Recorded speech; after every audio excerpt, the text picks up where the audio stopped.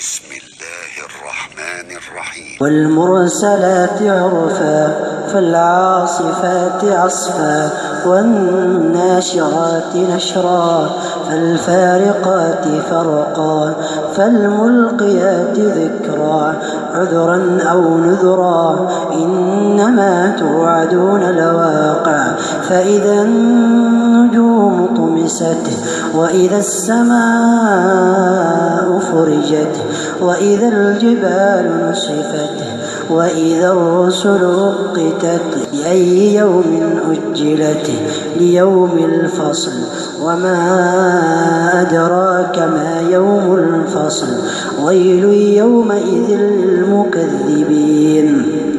ألم نهلك الأولين ثم نتبعهم الآخرين كذلك نفعل بالمجرمين ويل يومئذ للمكذبين ألم نخلقكم من ماء مهين فجعلناه في قرار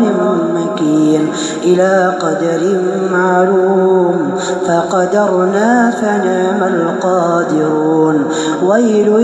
يومئذ للمكذبين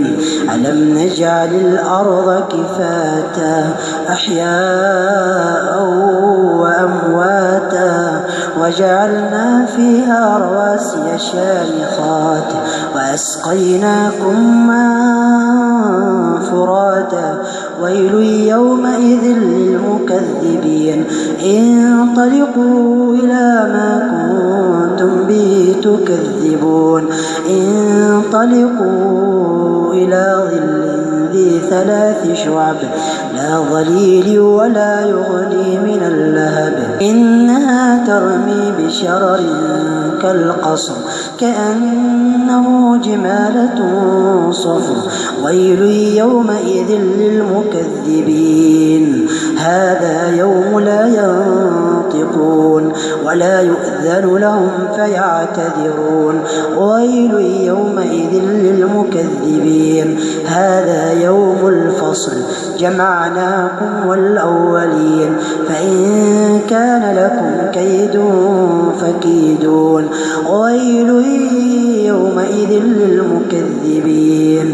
إن المتقين في ظلال وعيون وفواكه مما يشتهون كلوا واشربوا هنيئا بما كنتم تعملون إنا كذلك نجزي المحسنين ويل يومئذ للمكذبين كلوا وتمتعوا قليلا إنكم مجرمون ويل